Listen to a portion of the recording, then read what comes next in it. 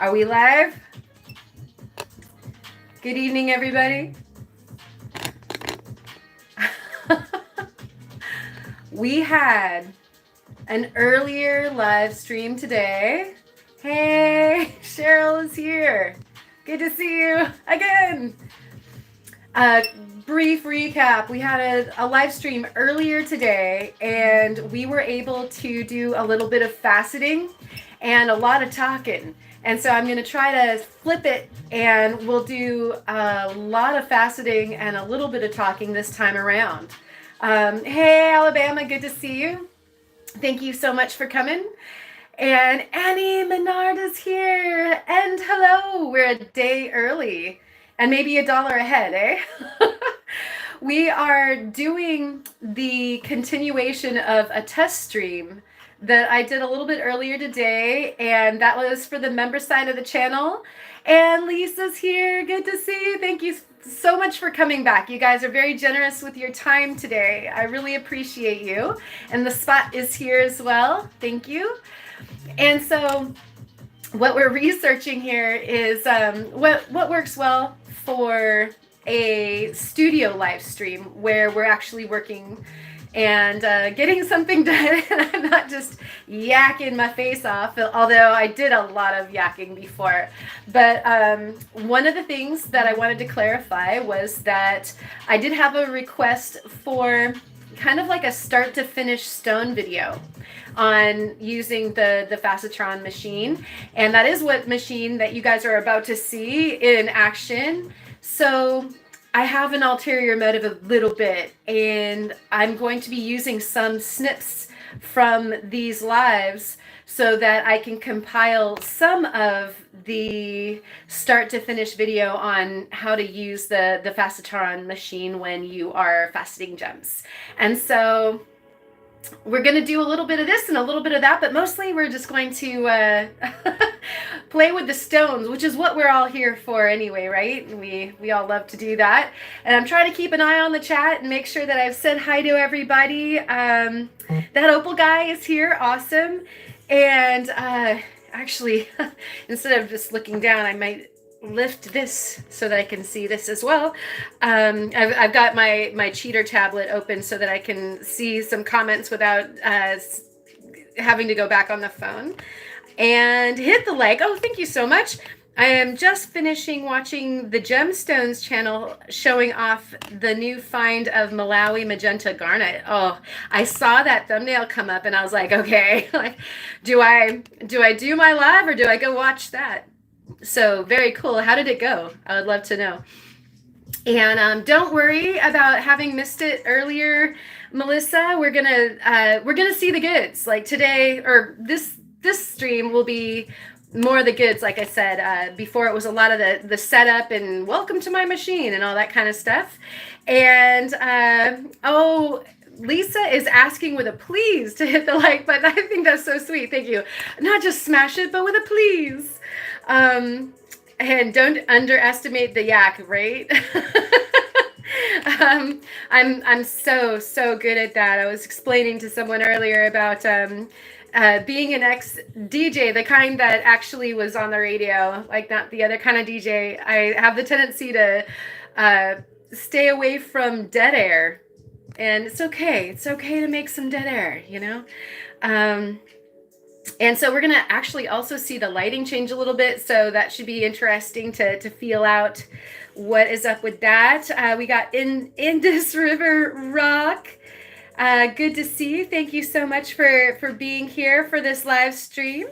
And we are going to go ahead and, like I said, we'll be mostly switched around to view the faceting machine. We left off where we had started with a rough sunstone. And then we did the beginning pavilion cuts so that we could get around to the creating the first round of pavilion cuts and the center of the stone. And so therefore we are now at the girdle. And boy, who knows if that makes any sense to you? We'll go ahead and turn her around and fill you in. James, it's good to see you. OP Rocks, it's good to see you too. That's Craig, right? Or perhaps it's Liz, or perhaps it's both Craig and Liz. Good to see you. Thank you so much for coming. And we're going to, like I said, as promised, we're going to switch you around, and then we are going to fill you in on what's what with the faceting.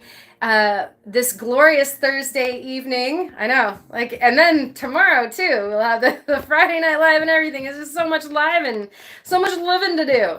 All right, so let's go ahead and switch her around. And there's our setup right there. That is a Citron faceting machine in all of its glory, and it's exactly left the way that we finished our first live stream today. And so I had explained to you guys that I had an appointment and that I needed to bail really quick, and so everything is exactly as is. And then over here we have our diagram that we're working on, and so those of you who are late to join us, we are working on the Ruination from Arya, and I think it's Akavan. I'm not entirely sure I say that right, but one of my favorite faceting artists of these days. Makes great diagrams, super cool individual. And so we've been working on our pavilion cuts. We got all the way to cut the center point here, and cut the center point. So we are done with all that, and then it says let's go over to set the girdle of the stone, or the stone size for the stone, and that's where it's sitting at right now, as you can see right now. And wow, it's like we're repeating history over and over again there. And pan back, and pan back, and pan back. All right, so we're gonna put that back there. And I actually realized that I did go through a bunch of water our first time around, and so I'm gonna grab some water. And y'all are hanging out in the chat. It's Craig tonight. Okay, good. Good to see you guys. Talk amongst yourself for a second. I'm going to grab a little bit more water, and then we're going to go ahead and start that wheel of spinning and get to it.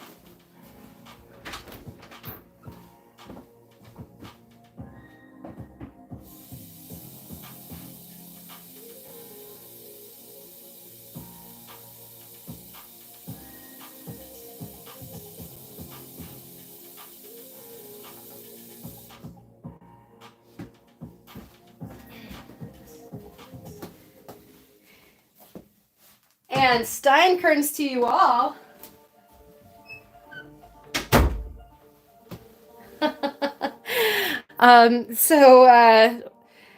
What's in your steel cup this evening? I hope that your beverage is good and that your health is better. And look it! Heidi ho, my mom is in the house too. Hey, surprise, it's Thursday, Mom. And what we're gonna do is some faceting. And then tomorrow we'll do a regular Friday Night Live, the usual. But I thought I'd bring you guys into the studio today and just do some work, because guess what? I need to do some work. And so why not also share it with you guys? And so part one of today was getting that stone where it sits right now. And part two of today is like, let's finish that bad boy, because it is due to go into a project, depending on how it turns out. I was going to actually play a little bit with this guy as a bit of an experiment, and that's another reason why it's kind of easy to have you guys come over and play if we're doing an experiment anyway, as opposed to when I just like, okay, I need to get this particular thing done exactly a certain way. Pressure's off when you're having an experiment happen. So we looked at the fact that this is a cone. This is the shape of a cone. That's all of our pavilion facets meeting at the very top, and so it looks like a faceted cone right now. And bring you in there to see that, and we'll do the Kyle trick where that will make that crispier, hopefully, and you can kind of get an idea of what those little facets look like there. And so now we have to make that shape look like a gem shape. It's all uneven and weird. And we did get started when I got my phone call. And so we were on that facet there. Panning out, panning out. Who's the camera guy? Come on. And as I go along, I'll try to be watching also the chat, so that if you guys have questions, please feel free to ask them in the chat. And it might take me a second, since I am working, to address them, but I do aspire to address all of your questions. I'm gonna put some of this water that we just fetched into the bucket, the yogurt bucket, and you'll notice that there's a whole bunch of water sitting on my lap. That's not great. Ken was distracted by the water reflection before. If we turn this a little bit, some of that should come out, and it shouldn't make us too wet. But this is where I was telling y'all to go get your raincoats and your Gallagher slickers, because we're gonna get wet from the splash guard being down. And oh my gosh, Lisa just gifted 5 Ozone memberships. That is so cool. And everybody's saying hi to Mom. Thank you guys so much for the warm welcome for my mom. I really appreciate that. I really appreciate you, Lisa, for gifting those memberships. And my voice has gotten farther away because I'm looking for the bell, and it has, oh, there we go. I was trying to hide. Thank you, Lisa. You rock. All right, and let's see. Dave Lou got a membership, and Jackie got a membership, and World of Rockhounds got a membership, and Brian of 775 Rockhounding got his membership, and so did Canadian Gemstones. Thank you so much, you guys. That is so sweet, and I really, really appreciate you, Lisa, very, very much for all of your help, and you know what I'm talking about, and I mean it. All right, so again, we have this guy sitting here, and we don't want a whole bunch of water splashing out at us, so that's why I ran it slow, but we are ready to make some facets happen. So if I've got it at 90 degrees to the lap, I can make the perpendicular to the gem facets, and I gotta jump in here and put my head in, because these facets that I'm making now are going to be the exact same width as the end of each one of these pavilion facets. So that is the top of it, and then it comes down the sides, and each one of these facets on the girdle has to be the exact same size as the one above it that is the pavilion facet, if that makes sense. So we'll see what that exactly actually looks like and means here in a bit, but I'm going to go ahead and get these guys going. I've got quite a bit of material to remove, so we'll just jam along.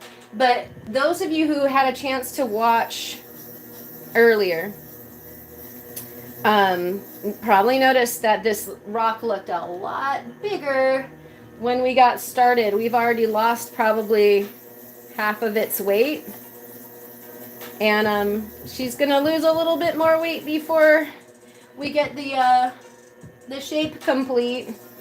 But then the weight loss will be pretty much it until we cut in the crown, and that's not going to be too much. A smaller percentage. This is when all of that devastating weight happens. And so, you know, when you find a stone, or you have a stone that you'd like a gem cutter to cut a faceted stone for you, And then you get it back and you're like, hold on a minute. That was so much bigger of a stone. Why is it so small now?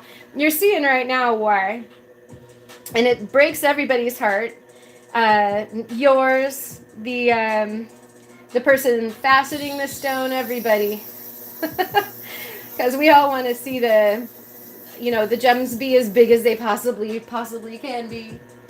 But in this case, it needed to lose quite a bit of weight because it had a fracture in a pretty bad place, and some hills and valleys that made it awkward. And so you do what you can and you don't throw a fit. And that's the deal with sunstones, especially, is they can be very, very odd shapes, and they almost always seem to have a ton of fractures in them.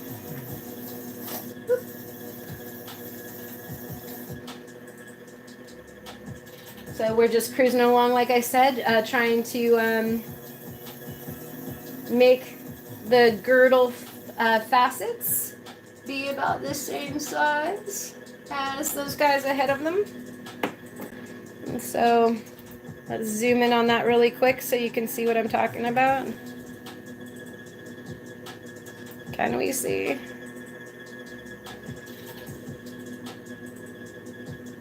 So there are our girdle facets. I don't know how easy that is to see. When I'm moving my fingers, you can kind of see that the line right there is the end of that triangle for that facet, and it goes right down. That's what we're looking for. And so with our diagram, whoa, that's awfully close, and I poke your eye out. We started with our first the mains for that shape on our pavilion. That's the bottom of the stone. And now we're working the girdle, and you can see that, each one of these little girdle sections is, same as the triangle above it. So I have to cut those in. I have to cut them exactly the same little width of each one of those facets, and that's what makes, of course, those angles around the circle. So that's what we're doing. If you were having trouble, as I'm just kind of cruising through trying to get her done. So that was 84 on our index, so we're going to cruise over to 92 and cut that in. And how is everybody doing tonight? Patrick is in the house. Hey, Patrick, I definitely think that you should do this. He was talking about the potential for doing a live start to finish from the beginning of a stone to the end of the stone. And I mean, it would be outrageously cool to watch that happen. And so I use both hands with my machine as I'm faceting along. Some people like to use one hand or the other. I'm also trying to improve your view so that you guys can see the stone and the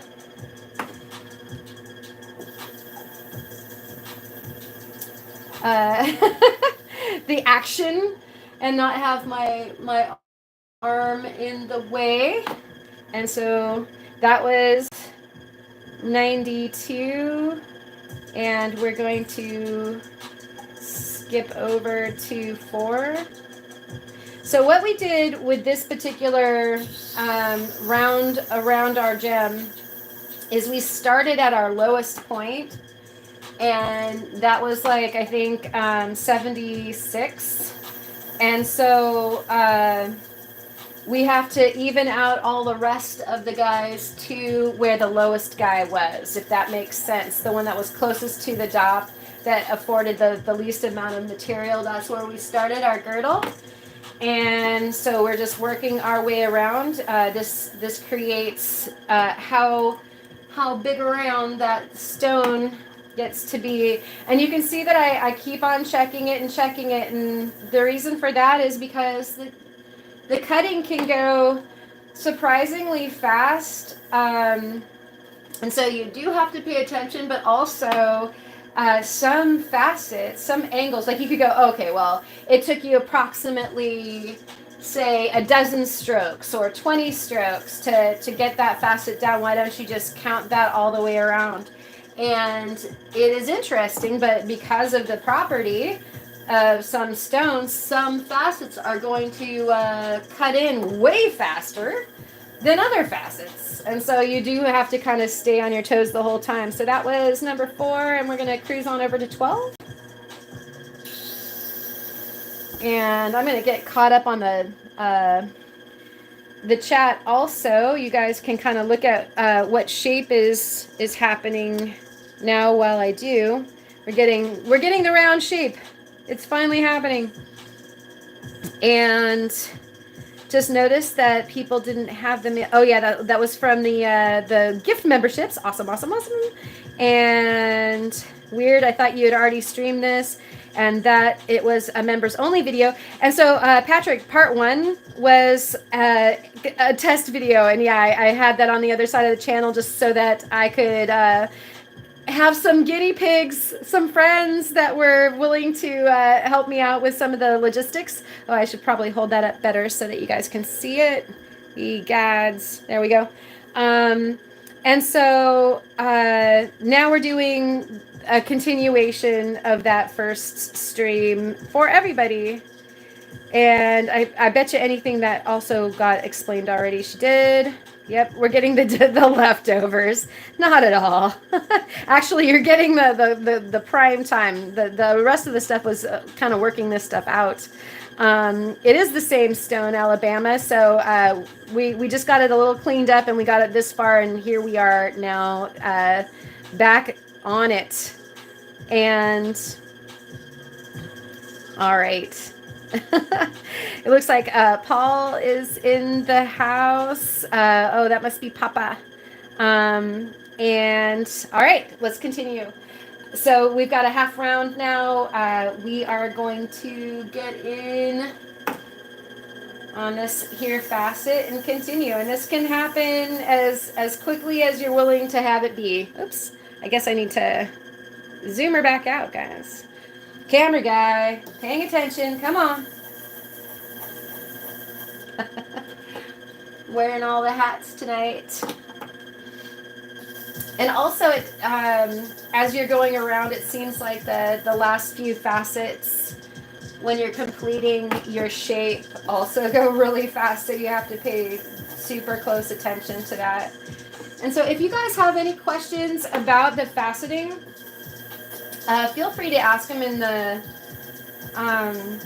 chat, because there just might be somebody there that could answer them even better than me, or I'll read it and take a stab at it. And then also, if you are watching later, feel free to leave the questions in the comments, and I will address them.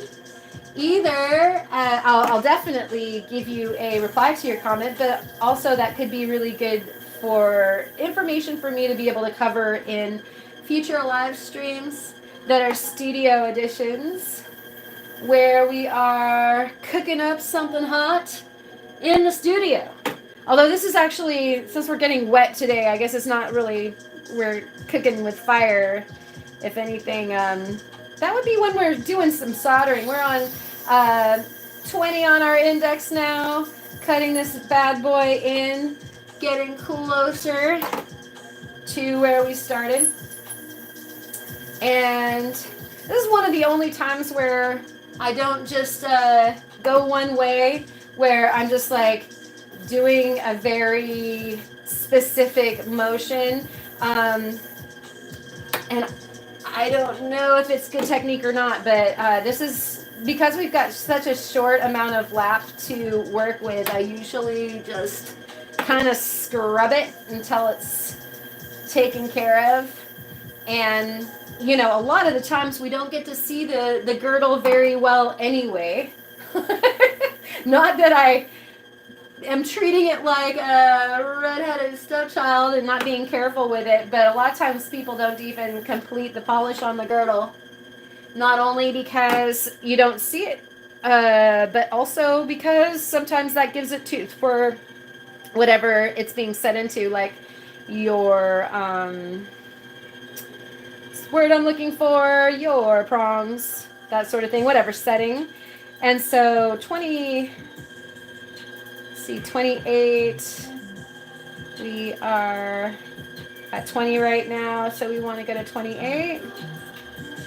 Thinking about numbers, trying to take a pension. One of the things that I thought was really interesting about Rufo's live earlier today was that he had gone back to cover. He was essentially kind of doing facets today with one of the garnets.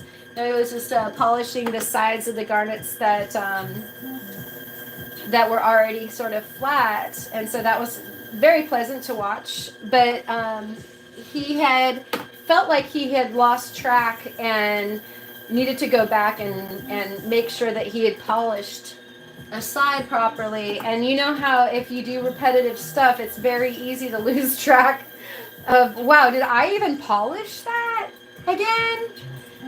You know, basically with this kind of lapidary, and with most kinds of lapidary, we end up doing the same darn thing like 3 or 4 times, and by the 4th time you're going, did I do that already, or was that the time before? It's easy kind of to lose track. And so that's 28. We're going to go to 36 and hit that. Okay, so watching on phone instead of PC, but lighting looks much better. Okay, great, Ryan. Yeah, the fog has moved in, so there's a lot less ambient light, and even so, it's gonna get dark too. It's definitely getting dimmer, and so I think that, yeah, our lighting here in the studio is ever going to get better because of that. That backlighting, not entirely sure how much I love that. I don't think it was very conducive to our activity, and our camera angle isn't great for at least watching, like, you know, all of the incredible fireworks of what's going on with this girdle. And of course, I'm being completely facetious. You know, some of this this faceting is somewhat like watching the paint dry. But you know, we like an inchworm, just get closer and closer, slowly but surely. We're at 36, and we are going to continue on to 44. And we are getting awfully close. So let me give you a quick look. So really close to finishing out the shape for this. And, you know, it's unfortunate. It could have been a little bit, it could have had more girth or width to the stone had it not been for having to shave off where my fracture was. So this is turning out to be a much smaller stone than, you know, what that could have afforded us. That stone that we started off with was a lot chunkier than this. And so again, this is when you kind of get to see what breaks some of our hearts. Oh, you could have been a contender. Nice, small. And yet I think it'll still be pretty interesting to perform the experiment on this guy. It's still the perfect size, being as that there wouldn't be an imperfect one for this. 44. So we're gonna go to 52. And let me know. Oh, shoot. Let me know if there's anything that you'd like altered, like perhaps the view. Oh my goodness. Oh, we're just having fun here. We're just having fun. Okay, let's see. I am on the 600. Yeah, this is correct. I'm just creating the shape. And so it's all been cutting so far. Not at the 1200 yet at all. Actually, we're not even going to do a 1200. We're going to go from 600 to 3 grand, I believe. Or are we on the 1200? Maybe we're on the 1200. I don't have labels on these anymore. That we might be actually on the 1200, and we might be going to the 3 grand next. I know for sure we're going to the 3 grand next. You do move along and keep moosing, right? Right, Mom. Forgot to polish the entire pavilion of a stone just last month. Oh my gosh, I totally hear you. Yeah, sorry about that, Super Zoom. And cheers to y'all. Hopefully you have wonderful things in your mugs or in your moose. But Steinkerns to you all. Oh, and right at the end of the last stream that I was trying to figure out how to get out of, after the phone call, I saw a big old super chat. Thank you so much. You know what? And I didn't see who it was from. Can somebody tell me who that was? I need that altered into a size 11. Gotcha. Was that the ring size, Cheryl? Oh, and Cheryl, guess what? I got your package. It is sitting right next to me right now. It was delivered by Steve when he got home from work, and it was like just moments before I was going live. Woohoo, so exciting. Okay, so that is 52. We're gonna go on to 60. And I think this is our lastest little itty bitty thing to cut, and then we're done with cutting in the girdle. And then we get to go to the fun and incredible drama of finishing the pavilion and getting to a polish. And actually it doesn't take that long, you guys. We might be there before you know it. Okay, there it is. Boom, baby. Beautiful little elegant champagne sunstone, all girdled in and ready to go. And so we are going to pan back out, and we need to change around our machine again. So it did a lot of schwitzing. There's plenty of water. I need to clean all of that up really quick because that's one of the places where you get contamination. And boy, howdy, I'm not about that. And so before we do anything else, I'm going to take away the things that are probably in the contamination zone one by one and give everything a nice clean down. Because like I said before, one diamond and you can be in a world of pain and tears. And so, when we do the messy stuff where like water gets all over the place, that's a great delivery system, right? And so I'm kind of a freak. I like to clean as I go along, and that way, if I do get totally entrenched in something, then I don't forget when it's really important. And so let's see. I might cut in those, the second cuts of the pavilion. I'm trying to make a decision here, you guys, in real time. Sorry. Do I do it now with this plate, this lap, or do I want to do it with the 3000? Oh, let's do it with this. Because I'm thinking about actually going to I might just leave them frosted. We will see. Because I thought that might be fun to leave some frosting on this guy.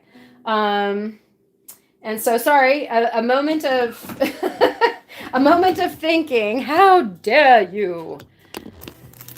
It's gonna happen. Thought does occasionally happen in the studio, guys. There are thinking moments. You should hope. All right, so on my little oh, there's a little spider. On my little channel there, I moved my mask back up, and I obviously am way high.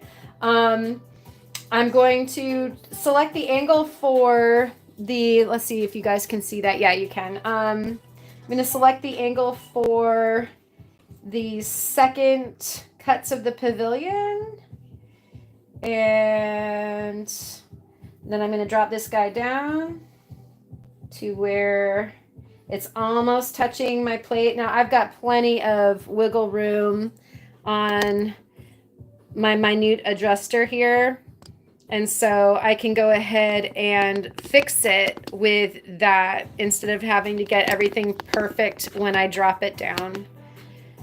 There we go. All right, so let's move this guy back up. 0 is at the top, and I'm going to bring her close to 0, and then I'm going to fix it as we go along, as I cut the next pavilion facets in. Then I go back to the beginning, and it says that I want to start with 2. So there's number 2. And those are not very many cuts. So we're going to go ahead and going to make sure we are good. Get that going. Water turns back on. I said it before. I'll mention it again. You know, it's that measure twice, cut once. And so you want to check, you're double checking, like, numbers are what I want for sure. I didn't do anything stupid there. I'm not doing anything stupid here. This number is the one that I want as well. And everything is set up right. I usually run this at, like, it can, about half the speed that it can go. And even less than that when I'm polishing. And then I'm going to go ahead and very gently see how fast that it's cutting and if it's cutting where it's supposed to be cutting.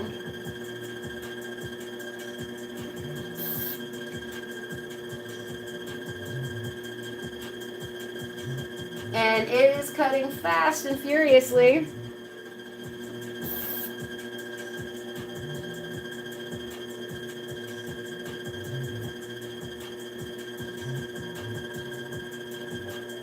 That's it. Like, was that not fast for that cut? I don't think that you guys can really see it. But yeah, you'll be able to see it when I bring it, when I leave that frosted, and when we get the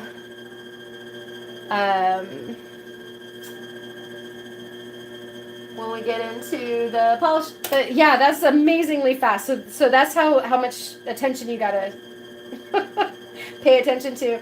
And 36, 35, 34, 33, 32, 31, 30 is right there.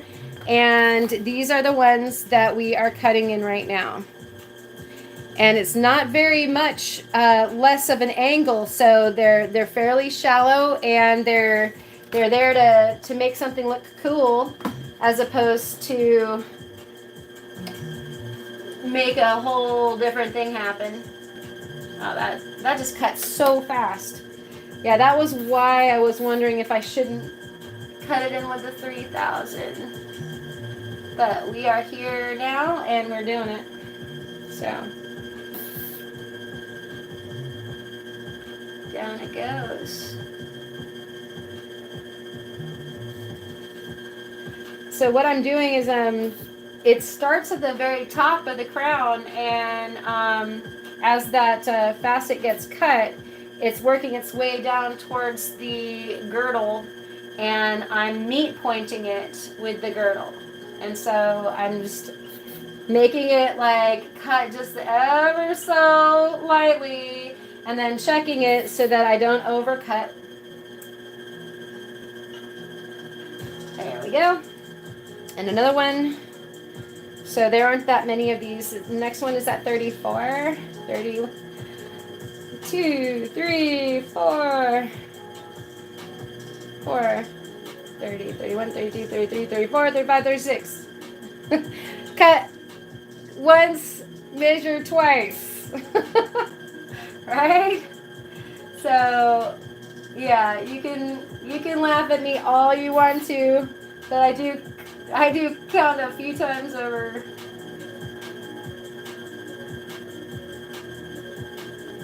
Yeah, that did go fast.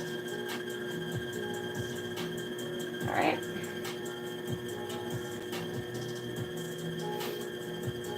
And that was 30. And so we're going to go up to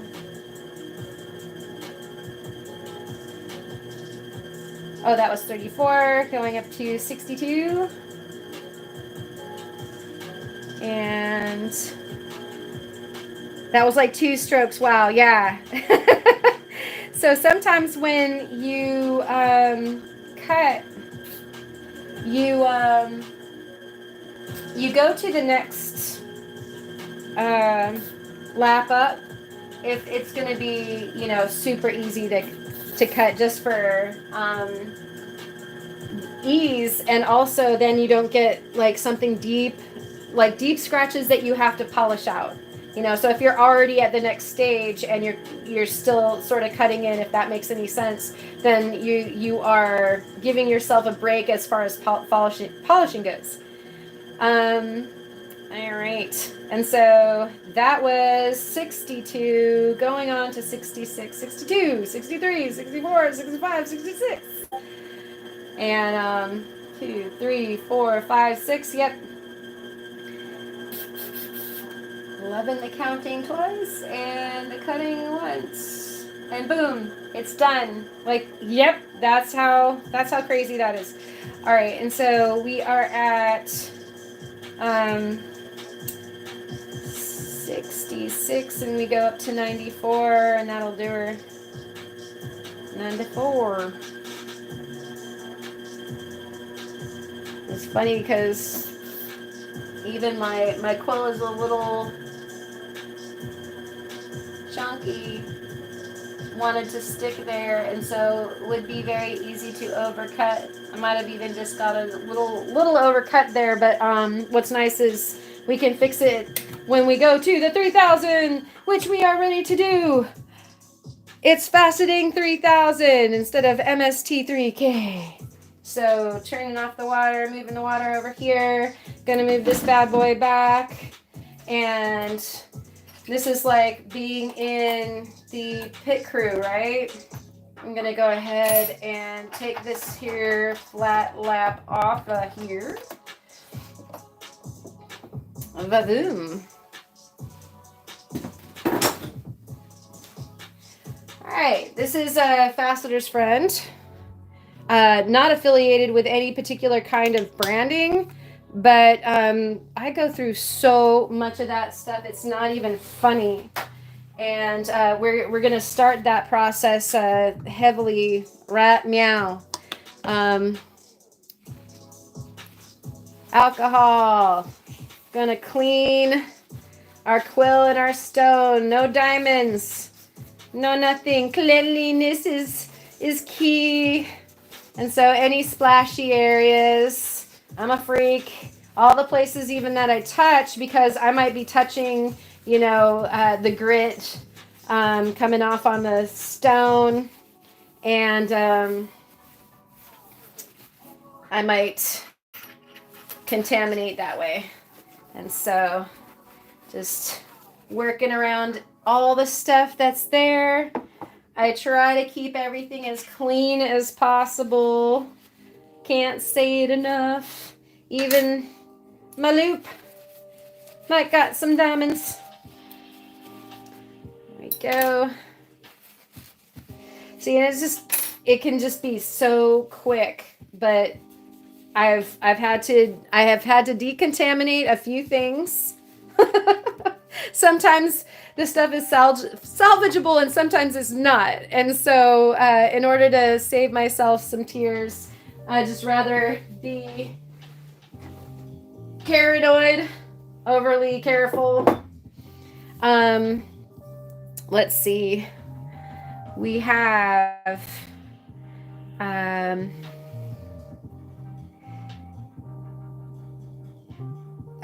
Lisa can't remember who did the super chat. Yeah, I totally can't remember. Yeah, I think it was Turtle Montana. Yeah, I thought so. I want some diamonds on me. Yeah, right? Okay, so we've got this nut back on here.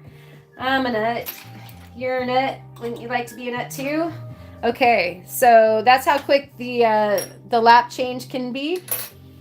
And you notice that this is smaller. This is a bat lap, and it is a 6 inch instead of the 8 inch. You can go both ways. You got a pan that's big enough for an 8 inch, although the bat lap was a little on the spendy side for me, so I had to go with the 6 inch at the moment that I got this bad boy.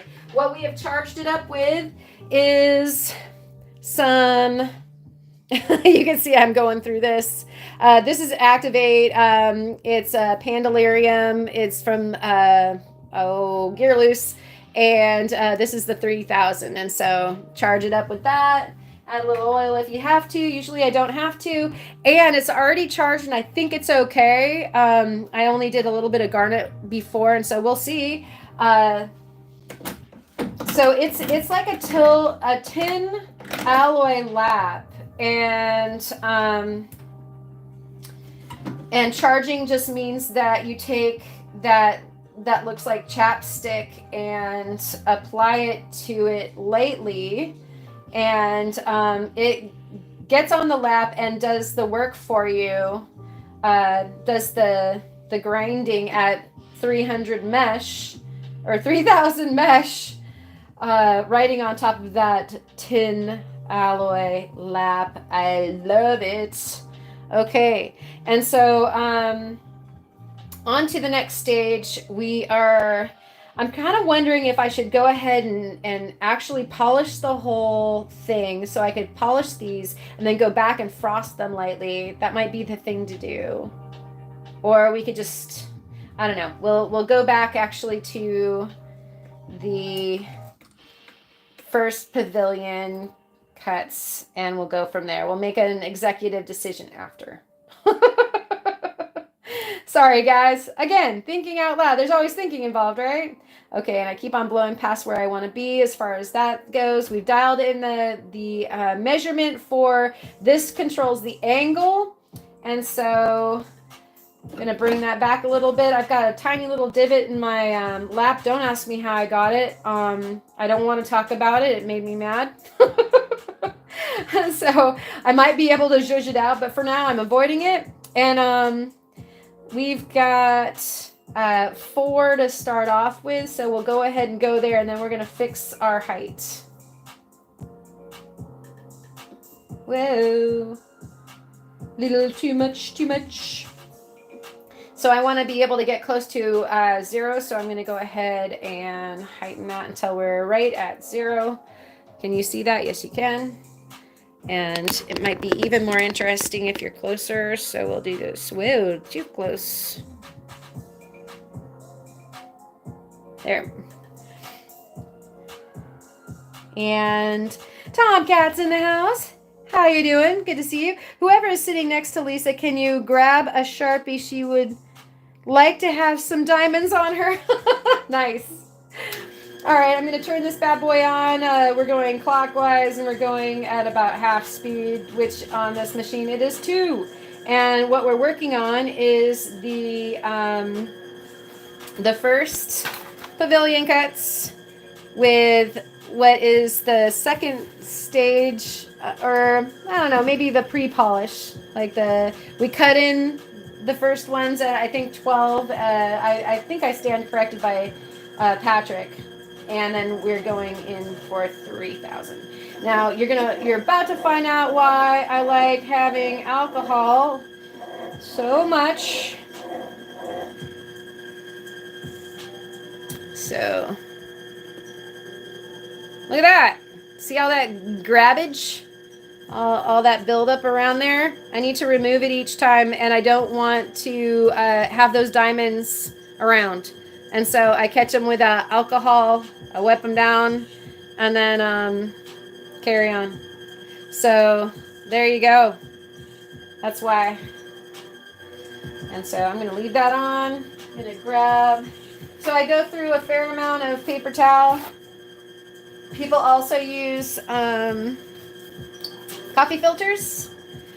And basically you don't want to, especially as you're going into the polish, you don't want to re-scratch. So you need to be able to see what you're doing. And so you clean it off each time. So it takes a lot. And then right now I'm too close to the alcohol. So if you've ever seen me comment about huffing alcohol, this is why. It's not terribly smart, but yeah. There we go. 104 today. Oh my gosh, Josh, that's too hot. Much too hot.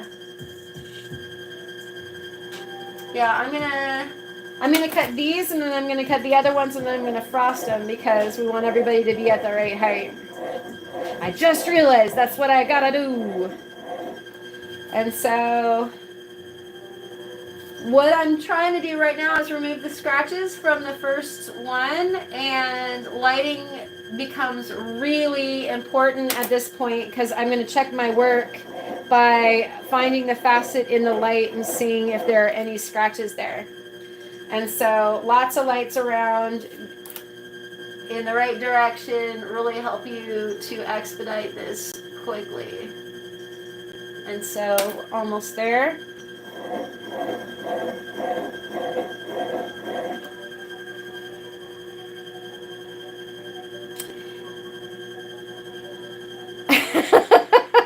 Faceting out of context. You're about to find out why I love alcohol so much, right? Patrick, the things that we can be quoted as saying that are so innocent, so innocuous, and could be so ill-perceived. Yeah, but I mean, there would be no way to get this done, especially as quickly as you want to be able to move. And I know that some of you are going like, quickly? Like, this is like snail slow. I can't believe how long all of this takes. And this is the reality. This is definitely what it is. And so, interestingly enough, against a metal, a little bit of what looks like diamond chapstick and a metal plate, and you've got a facet. And let's see if I can't improve how you're looking at that. There we go. That's what we just did. See how clear that is? I mean, already the frosting of the prior lap, and we're just trying to remove the scratches. And that's what I'm looking at when I look through the loop, is I'm trying to get the full face filled with light, and that's going to reveal to me if there are scratches. And so that is exactly what we were going for. And we'll get this back on the action. Yeah, the amazingly intense, dramatic action that's going on right now on this faceting machine that you can't look away from because it's so amazing. We will sell you the whole seat, but you'll be using nothing but the edge, right? Okay. I think anybody who grew up in the Bay Area knows that jingle. So we just did 4. We're gonna go moving over to 12, and we're just gonna boogie around the circle, making these guys, these ones, these big triangles here. making them be shiny. Back us out of Zoom, Karen! She gets to it. She gets to it eventually. Eventually we get to see everything. Right, right.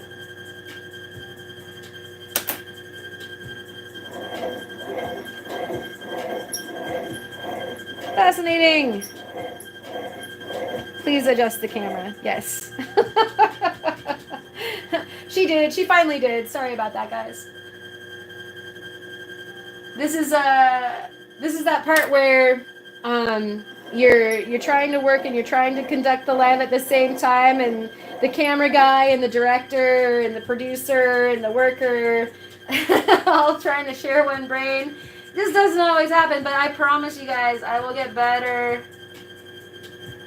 You know, stuff gets natural. You have to think about it the first few times, right? But I think we're in a good place now, you guys can see. Please shout at me, because I do have I have my tablet like right next to me, and I can see what you guys are saying if I look down. And so if you guys keep on shouting at me, I will read it. And let's see, we've got Kirk is in the house. Good to see you. And you're glued to the screen. Do you need some acetone or some of this alcohol to help you get unaffixed from the screen? I was kind of hoping that I would be able to set one of the stones on fire for you guys, but I don't think we're going to get that far. But that's one of the ways I also unaffix things. Do you do that too, Patrick? Or do you just use the acetone? This is kind of fun to set them on fire. Is it stressful to have us watching? No, it's not stressful. I really enjoy hanging out. In fact, you know, this is kind of super cool. I was interested to see how it would be. I think that the only thing is, like I said, you know, I don't want to space out and have you guys with a bad view while I'm trying to do it. But I think I can get it worked out. Thank you, Melissa. Gotta see it on the big screen. Okay. I don't know. Yeah, it could be interesting, especially when we get it, you know, the whole flow of it worked out, and we can do the dance together. So 20 is next. 20, 21, 22, 23, 24.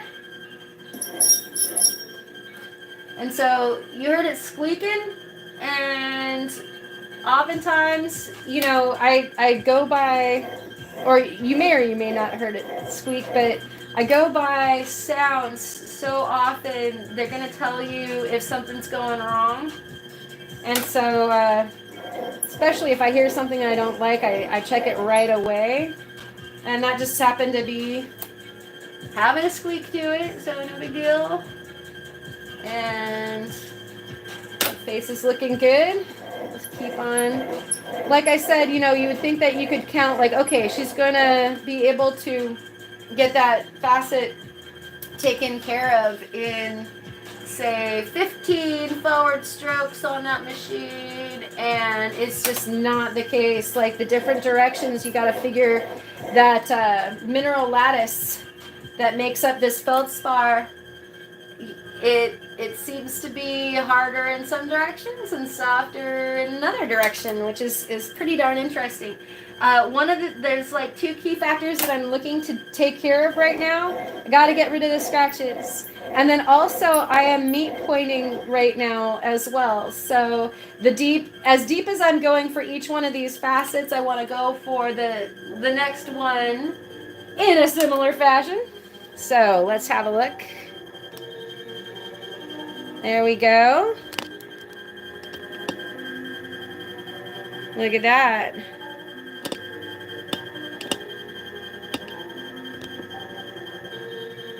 Shiny, shiny. Looking good. So we've got a quarter of it going. And this is when I start like getting a little bit bad about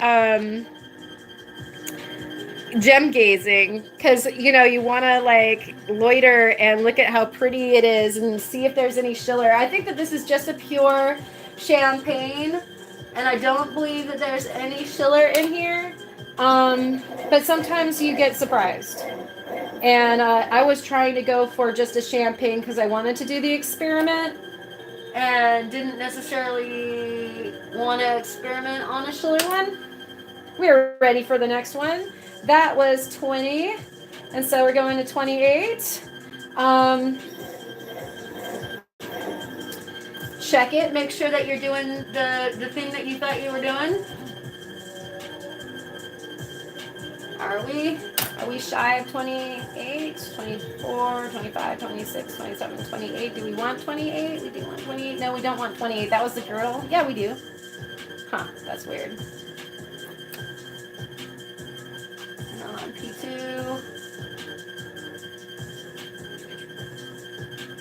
Oh, that one might have gotten cut at the wrong angle when I was 24, 25, 26, 27, 28. We're on 28. It's supposed to be 28.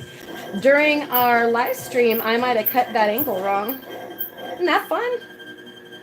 Well, we might be able to fix it right now. Hopefully that won't have to cut too deep to fix that angle, but that explains a lot, because that was looking kind of ugly. Oh goodness. And so let's see it. So Kirk is having a sale at Central Park Corvallis on Saturday. So if you're listening to this in real time, or anywhere near let's see, today is August 1st, right? And it's a Thursday, so August 3rd, Kirk will be at Central Park Corvallis. And he is the one that makes incredible ceramics. And so you guys definitely want to go check that out if you're anywhere nearby. And my mom says, can you tell all from my experiences, Karen never seemed to flinch or stress. Y'all know whenever the going gets rough, and then ... Oh, thank you, Mom. I appreciate your vote of confidence. This little facet, this little piggy is a bummer. So I did a flaky thing during the first live stream, and I miscut this guy. We're saving it, but it's gonna cut a little bit deeper than the other ones. So we might have to do a cleanup round. Wah, wah, wah. This is the life of faceting right here. So no, once again, Cheryl, it's not stressful, but mistakes are bound to happen one way or another. And I'm gonna go ahead and show you exactly how real and human the whole experience is. How's that? But really the recut, if we have to go back and cut a few facets a bit deeper, should be a pretty quick little exploration. A few rubs each one, which you guys saw me recut this guy also, so no big deal. It's not like we have to go back and recut the entire stone. That's when you start like having tears. Like if you have if you fully miscut a facet, or if you have an inclusion that breaks something or what have you, that's when the tears happen. So we are on 28 and we're going to go to 36 and cut that in. And like I said, always checking right away just to make sure you're in the right place, and sure enough we are. And I can even it out on this stage is the question from Melissa. And what's really great is there's so much room on our girdle that, if I kind of misstepped on this, like I could correct it like several times over and not have any threat to the stone having to be sort of reorganized. So you can see how much there's the transition between our cone part of the pavilion and then the straight part of the girdle that's underneath it. And I'm going to go ahead and zoom us back out, and we can look at this really quick. And you see how thin this is? For one thing, our girdle's very thin, and then we don't really have that much on top. And so I could, like, we probably have our little cone and out to where my fingertip is here. And so if I made that many mistakes, I have that much to cut down before I got to where we'd really be having to reconsider where everybody is going to be sitting on the crown itself. And so that's nice. Like, we've got some mistake room. It just means everybody gets cut down a little bit more. But yeah, definitely hugely savable, which is cool. Like, you know, in this case, either you save it by just recutting a little bit, or if it's really bad, you know, you can kind of go freestyle and just do something different. And I think that's what happens when you get a little bit better. 36 to 44. And as you get better, you can like learn how to save yourself easier with more creative solutions to problems, like creating like another round of little facets or embellishments or what have you.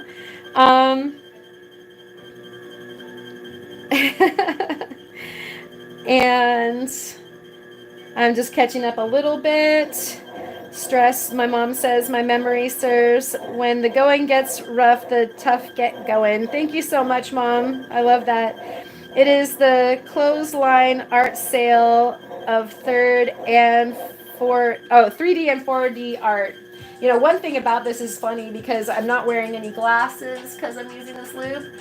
And, oh, that's lovely. Lovely, lovely, lovely. We're doing so great, guys. That's lining right up. Gotta love it. I can't see the screen that good because I don't have any glasses on. So, 44 goes to 52, I believe. See, one of those little things is exactly what I probably did. I'm going to zoom in on this really quick. So, you know, I first spun it around and I put it on that one instead of this one. And, you know, we're on 52 right now. 51, 52. Yeah, 53 wouldn't have worked. We would have had a problem. We would have had a problem the same as the one that I just have to fix. And so that's how close all that is. We almost got a rebate on Karen's first accident, but that's how they happen.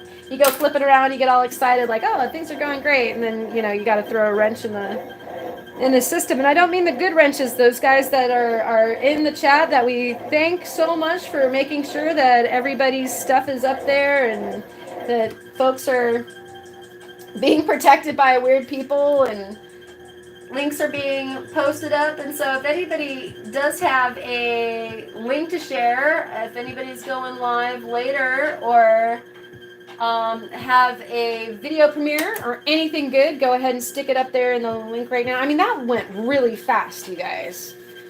Almost too fast. Like, I gotta make sure that we are getting clean faces here because that was amazing. It was amazing. I'm gonna wipe it a couple more times because gee whiz. So yeah, some faces definitely perform better than others.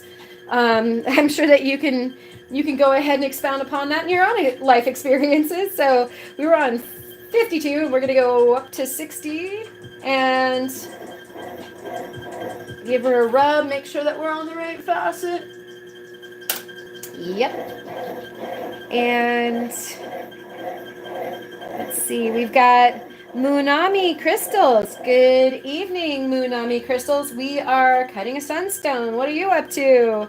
We're on the pavilion, and we are on the 3000 polish, well, pre-polish, and that is a charged bat lap that we're doing that on. So I could probably improve this by doing that, I think. A little bit closer perhaps to the, whoa, not that close. My phone loves to do that. And then that, so that you guys can see what's going on. And this one doesn't need water. That's an awesome observation that y'all just had. So my first lap with the diamond lap was water lubricated. And this one, go a little further, doesn't need that. And so it is oil and diamond powder that has been, you know, I showed you that chapstick tube before, already concentrated, and this is what it looks like. And that is what that lap is charged with, and it does not require water. You would not want to use water on it. We're not going to use water for this middle stage at all. If you need a little bit more, like, quote unquote wetness to, this is cutting deeper, so I have to go back one, guys. If you need a little bit more lubrication, like things feel sticky, or the stone feels like it's getting hot, then you can use more oil. Kind of like the difference between an oil and a water saw. And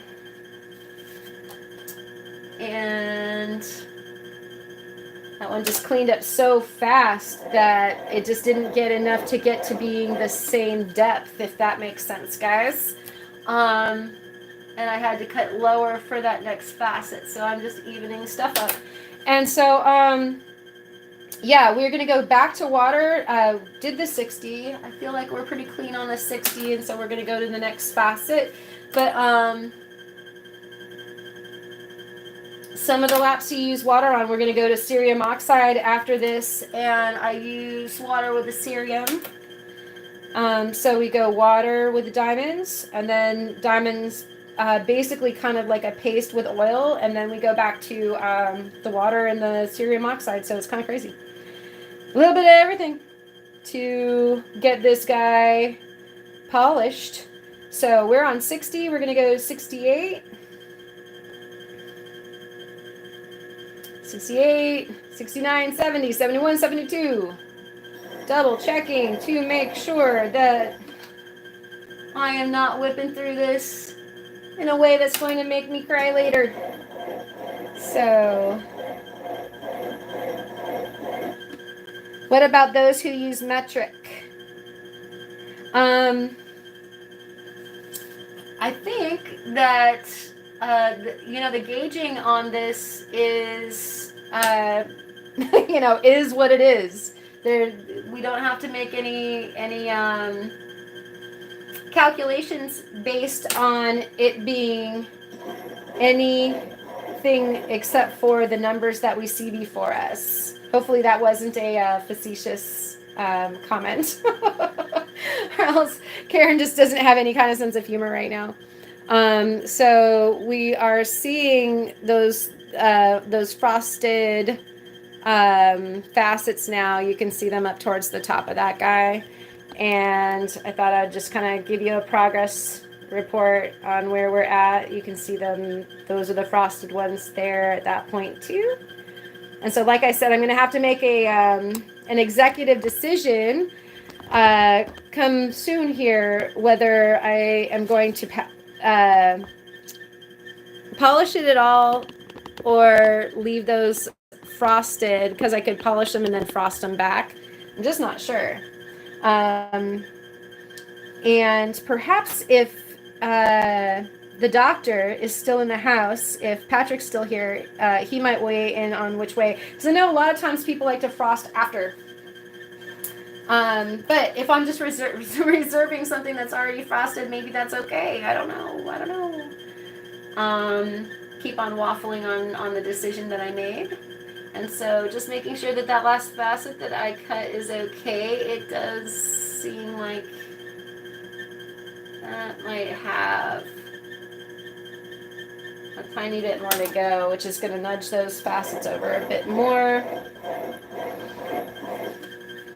See, this stage, we're getting rid of all of the scratches, and so if different faces behave differently, I can't just go to 0 and go, okay, you know, we're at 0, so forget about it. We're a nudge past 0 on this this face here. So this is kind of one of those deals where the weakest link is the where we start. And so if I have to go super low for one facet, everybody else has to go that low. So that's, you know, part of the pushing and the pulling of the faceting technique also. They don't all just get treated the same way and you just hope everything turns out okay. So we are at, let's see, 68. We got a 76. Boom. Do a little tester. Okay. His is a rare moment. Karen has left her hair down. Analyze, notice this. Actually, my hair is up. It's just flopping into the picture because it's pretty darn long. Too spellbound to notice. Excellent, Mom. Thank you. Extender lubed. Exactly, Ryan. Phrasing. Okay. An interesting process going to go lurking while I watch my latest video for errors. Excellent. That Opal guy will look forward to seeing that. Let us all know when that drops. And Soul Adventurous says there is a lot of moving parts. Oh, you can see my nose. A lot of moving parts to your machine. How often does it need to be recalibrated? It needs to be recalibrated right now, Cheryl. But I need to... I'm going to do some more faceting, and then I would hope that when I can afford to take a break, that I will go ahead and do all the loving things to this machine that needs to happen. And so while you have your nose almost to the grindstone, I am off to make a syllabub. That sounds good, Mom. Well done. And Karen faceting. Oh, hey, William, good to see you. All right, so here we are. And I'm looking at that facet because I wanted to see that I wasn't drifting someplace that I don't belong. More alcohol in the way that it makes sense for everybody, guys. Alcohol on this. Make sure that I'm not too zoomed in or zoomed out for you guys. Paying attention, taking a pension. All right. And so... yeah. Keep on going. How's everybody doing? You guys doing all right? You getting your Steinkerns on? Keep on keeping on, guys. And we'll keep on fastening on, right? Yeah. On the Ozone Fastening channel, 24/7. This is actually what I mostly end up doing practically all night long, guys. You know, when I'm not hanging out with you guys on like a live stream and it's late at night, you know, my neighbors have even commented, like, your studio light is on like most of the night. And that is because I love to work at night. When the sun goes down, the light is very nicely controlled in this room. And so I love to hang out and facet. And usually when I start faceting, it's really hard for me to stop. Okay, almost there with that facet.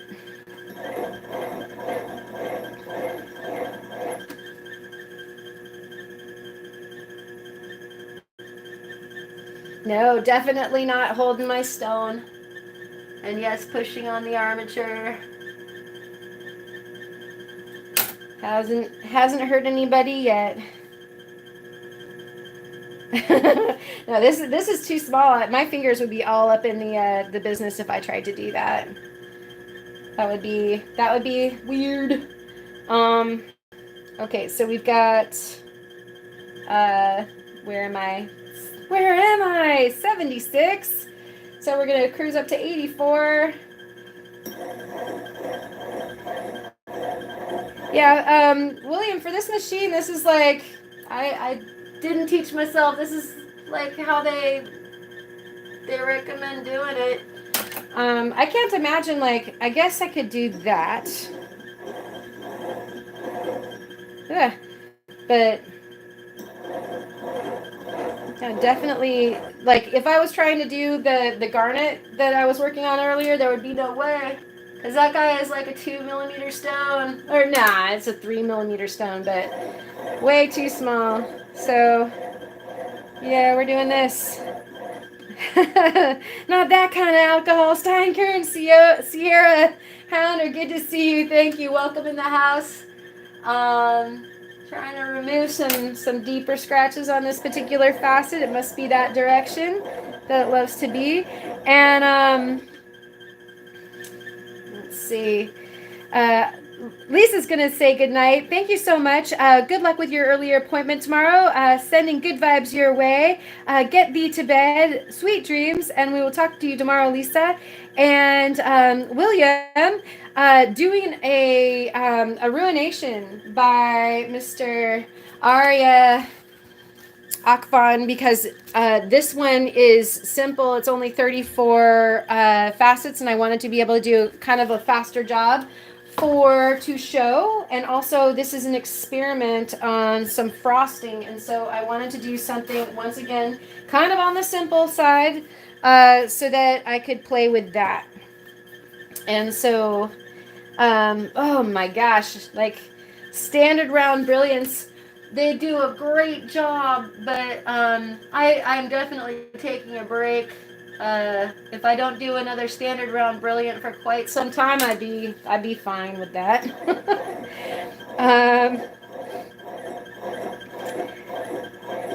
Zwicky Zwip Zoop, haha, DJ Karen on the tables, woot woot, yeah. 2 turntables and a Sunstone, right? I love that one. Yeah, I definitely feel like Mixmaster over here. I love it. That one's looking pretty good. We're on to the last one, guys. So we were on 84, and we get to go over to 92, and that completes our bonus round. Woo! And we don't want that. See, that's what happens when you're looking at the chat and not paying attention to your stuff. Sometimes, like, that'll catch your stone and just throw it. So you don't want to do that. And also, you can make some grooves that aren't happy also. So happily, nothing happened there. Being more careful. Yeah. So, gotta love stars. And this guy is like kind of more of a 3-point, and I was looking to leave him frosted. That's the experiment. And so I figured I would leave these bad boys and then complete the polish, and then we get to see what that looks like. Maybe for the live tomorrow, if I can, if I do end up staying up all night finishing this guy. Good night, Indus. Thank you so much for coming and hanging out and watching some faceting. And tomorrow night on the Friday Night Live on this channel, we will do some gem gazing. We'll look at this stone and some of the other stuff. Oh, I'm not a pro, William. Thank you so much, but I'm a complete novice in comparison to the folks that fasted. I haven't been up to it for long, and so what I do is basically specific to either what some folks have helped me to understand that I should be doing, You know, which obviously there's like lots of different learning preferences, or learned from folks that have this exact machine on how to run it. And that's what I meant by holding onto the stone. I guess there's some where maybe that's a recommendation, but boy, I did watch like quite a few videos and stuff trying to get acclimated to my machine, and I think I'm doing okay. But yeah, I'm always open to help, because I don't claim to be anything more than I am. What's really interesting about this is I do feel like there might be a bit of corkscrewing going on, which means that I going back to what Cheryl was saying, there might be a calibration issue, and it's probably got something to do with lining up my cheats better. I don't even like touching that thing, because it's kind of a weird creature. Again, on my machine, like it seems like it's set right now, but if I'm seeing some corkscrewing, that can't be true. So we're cutting deeper as we go along. Oh yeah, but we did make a deep cut back there. Okay, never mind. And then I said that everybody else had to catch up and that we'd have to do a cleanup round. Okay. All right. No panicking. Everybody don't panic. Spot, when people comment on the lights on at odd times or all the time, just say it's probably the plant lights. No need to make people think they know when I am home or sleeping or linking to the mothership. I love it. Yeah, I'm going to have to think of some better sassy comments like that. Yeah. I just come up with the boring, like, yeah, I'm still working. What are you doing up that late, spying on me in the window? But yeah, every now and again a neighbor will go, like, yeah, you know, I woke up really early this morning and you were still up. Yepper. All right.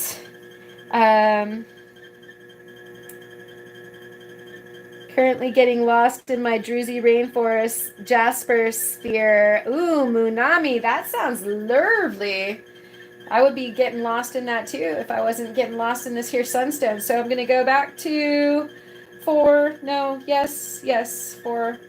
And yeah, we got to start over a little bit, which means that we will have to refrost. But worse things have happened.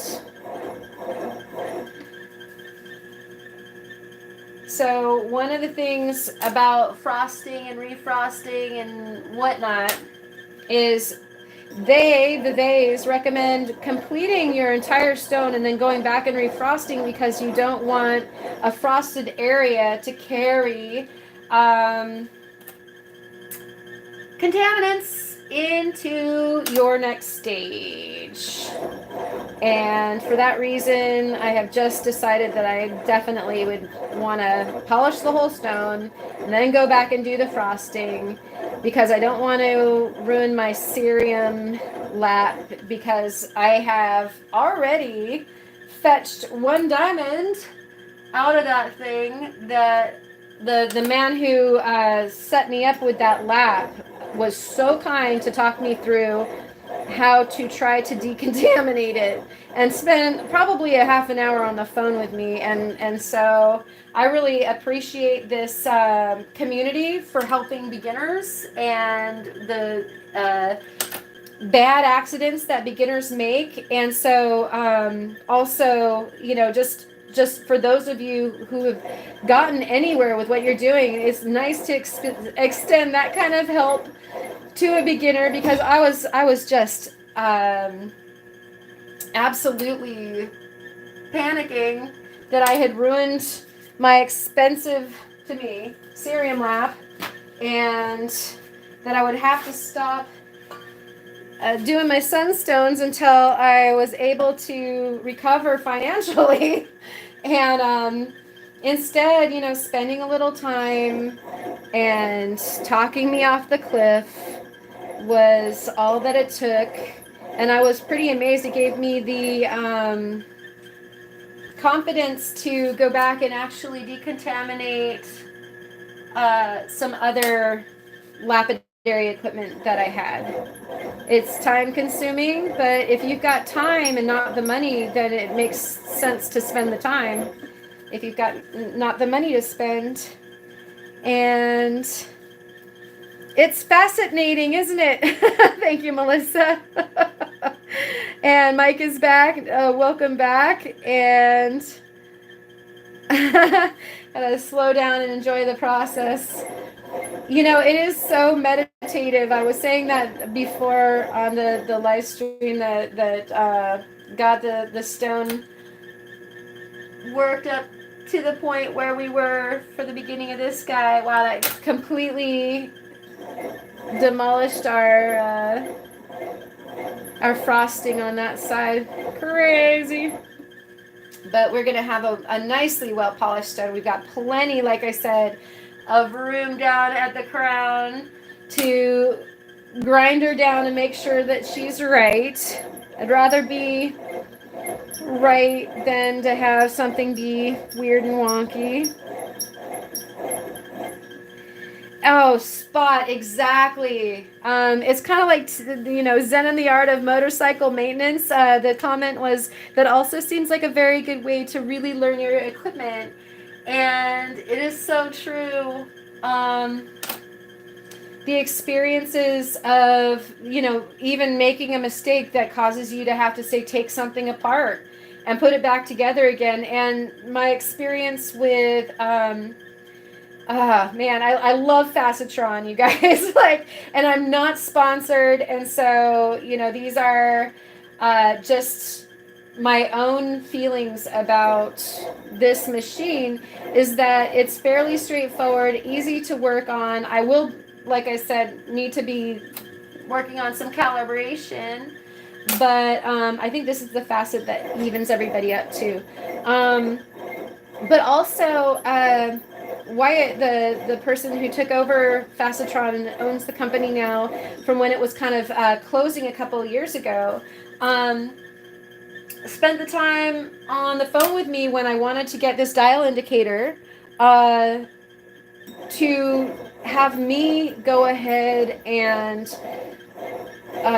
put it onto the machine myself. And so, like, at first I was like, gosh, can't I just send it in? Don't you want to do it? But after he's like, no, it's simple, you know, just do it.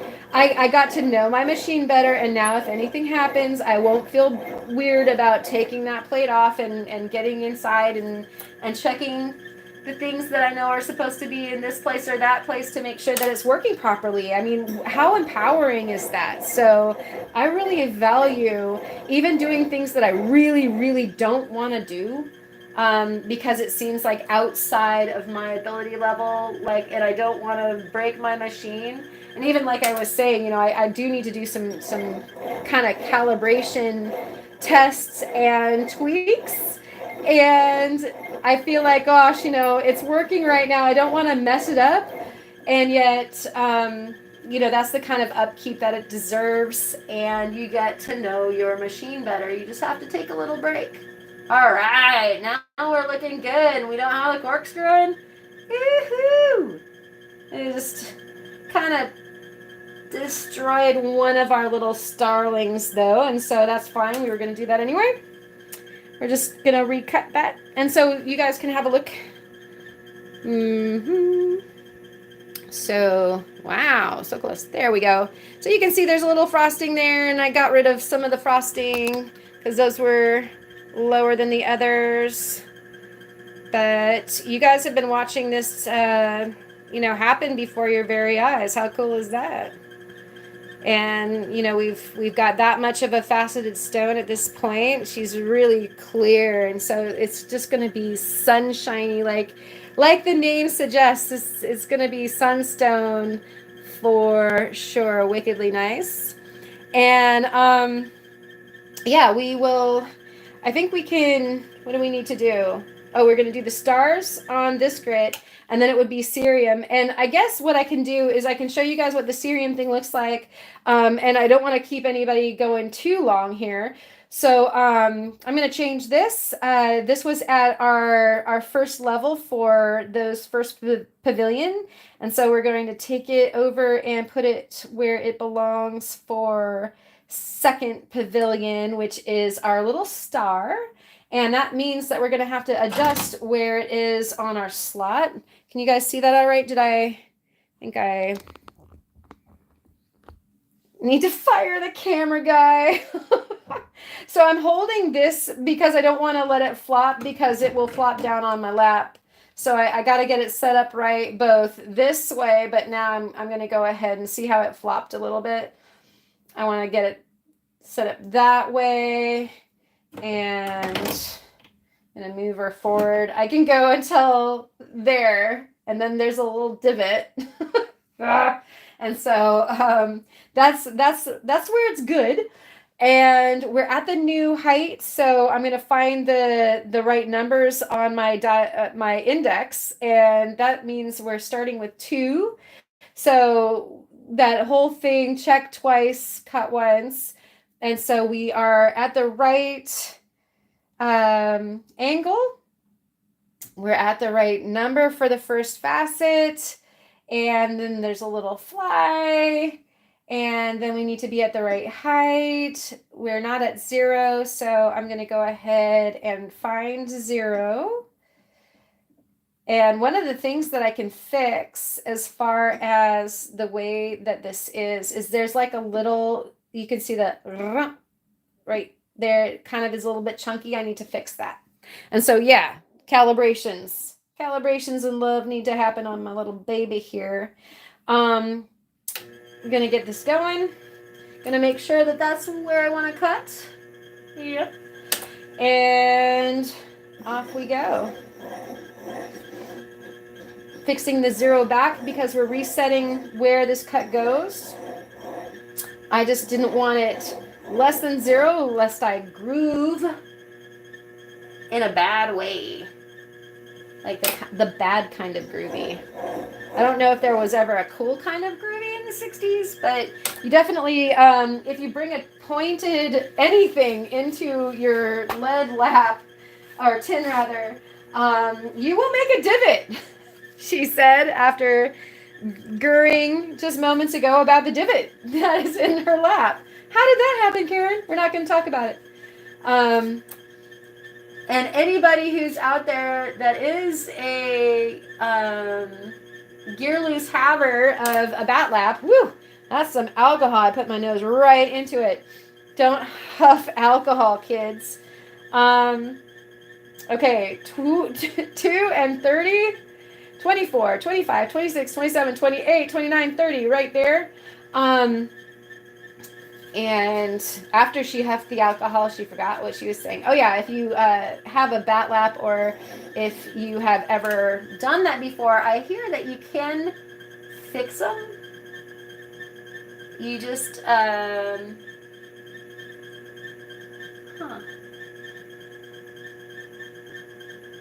That's interesting. Okay. You can fix them. You just have to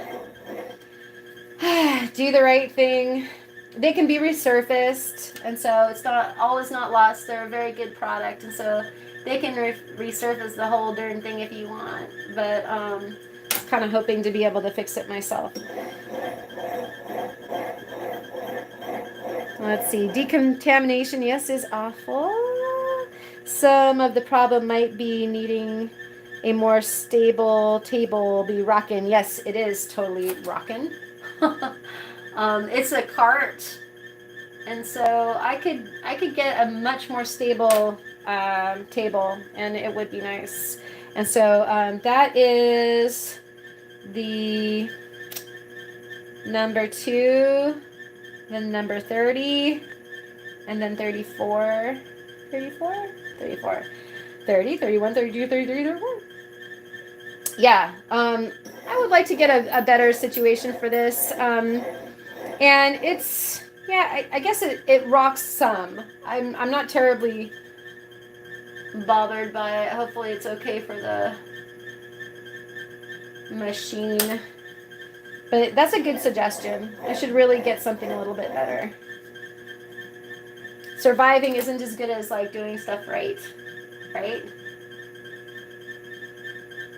She says. And it's going to be a bright and sunshiny stone. Yes! I'm so excited about it. I can see clearly now the frost is gone. Yeah. Thank you, Cheryl. All right. And we were at 34. And so we're going to cruise on over to 62. Cut that bad boy in. The funny thing here is that these are cutting deeper. And I might have to tool those first two that I did kind of cut deep, and so I might have to go around and do the first mains one more time, and I won't share that with you guys. But that might be, like, I could let it fly, but I don't feel like just having it fly. I want this stone to be, it's an experiment, but I still want to give it a fighting chance at being pretty awesome. You know, everyone should be treated as the precious thing that it is. So, 62, 66, 62, 63, 64, 65, 66 right there. And popcorn. Yeah, hopefully it's just that exciting, right? I know, it's just fascinating. And you know, I wish there were more fireworks. Like with soldering, there's like, oh, it's so fun to watch some of it because there's torches and melting things and stuff. Yeah, got to get rid of the scratches, and that's going to bring us down too far. All these things. Hit it one more time. Might have been smart to do these before, but you live, you learn. Yeah, that's big fat. And so I'm going to have to go all the way back through. Do I have one more to do? No. So everybody's clean, but I'm going to have to even those guys out with that one that I just did because it had some deep scratches in it. And then probably go back and retool those other pavilions. And then frost.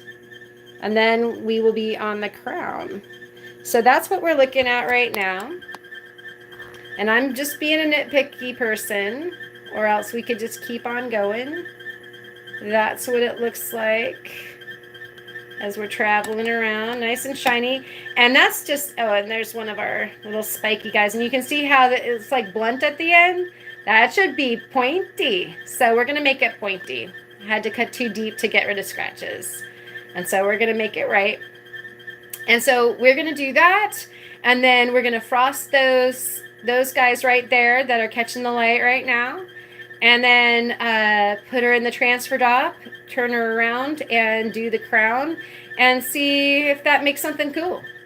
And I will share that tomorrow night on the Friday Night Live. And so we can go ahead and not this button. If Ken's here, not this one. It's like I would hit that 1,000 times and get it wrong. Oh my gosh, I totally hear that. And thank you guys for hanging out. Wow, I think maybe the camera on this side might be a touch on the blurry side. We got like some nice little star things happening there. The sun's definitely going down. And let's see. Oh, Mike just said something. Oh, darn it. Looking into it, but my meat hooks prevent me from trying. And somebody else hopped on some awesome work, I think. just hopped on. Oh, rock hounding with Jasper Blue. Wow, it seems like it's been a minute since we've seen you, and so thank you for joining. And we were just polishing up. Well, not quite polishing. We were on the cutting and the pre-polish on a Oregon Sunstone that actually Steve and I mined out there at the Spectrum Sunstone mine. So it was a complete rough nug, and then we went through the pre-polish and or like the pre-shaping and then the pre-polished all together with y'all. And so we will keep on working on this late into this evening and show it off tomorrow for the Friday Night Live. That'll be 6 o'clock Pacific Standard Time for you all. And otherwise, I really, really appreciate you guys all joining us for 2 sessions. So we had an early session for the membership side because they were being the guinea pigs to see if this live thing with the faceting machine was even going to work. And it pretty much did. I think that I've got a lot of room for improvement. And thank you very much, Munami. Hopefully it'll even look prettier tomorrow. And I will be doing more of these faceting lives. Y'all asked for it. So you're going to get it. I've got some garnet set up. This month is the peridot month, and so we will definitely be doing some peridot. We will be doing some tourmaline. I've got a tourmaline that just came off the dop that I'm super excited about and did have some issues with that as well. And so hopefully going to cruise through some more tourmaline to troubleshoot what happens with those stones. Every stone is a different character, just like you guys. And of course, just like you guys, they're all gems. And with those different characters, you have to handle them differently with different polishes and even different adhesives to keep them in those dots. And I showed that opal guy actually an opal that split on me in the dop. It was a little guy. It was about a 3mm stone. But that was sad. There were tears involved. Thank you, Cheryl. Thank you, Dub William, very much. Thank you, Papa.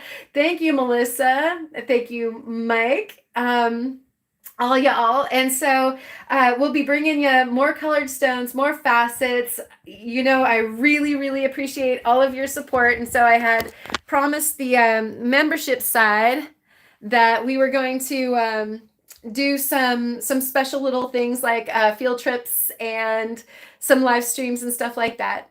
And so I missed what happened to Mike. Hopefully Mike is okay. And Steinkerns to you will be doing more of all of it. And I will be fulfilling what I promised on the membership side, of course. And Tomcat Josh, that was a really, really fun live that you had too. Wild time looking at a bunch of agatized coral. If you missed it, you can check that out. And he's doing every other Wednesday. Hump Day Live is a live sale so far, and then the other Hump Days is just a fun hangout. And so check out Tomcat Josh's lives. Of course, we are doing our live tomorrow, and then all weekend long, our friend Kyle over there at World of Rock Hounds is having a big old sale. And so definitely go check out his sale. I think everything's like 25% off or something like that. And I went nuts last week. So I don't know. I'll be hanging out in the chat. I might be having to sit on my hands. But I really appreciate you all, and I will see you at all these fun lives and events that we have coming up over the weekend. Melissa, I hope that you found some really cool stuff rock hounding. Please show us over there on the Discord, and I'm gonna pop on over to the Discord and take a look around over there also anyway. So thanks again, Steinkerns. Everybody drink.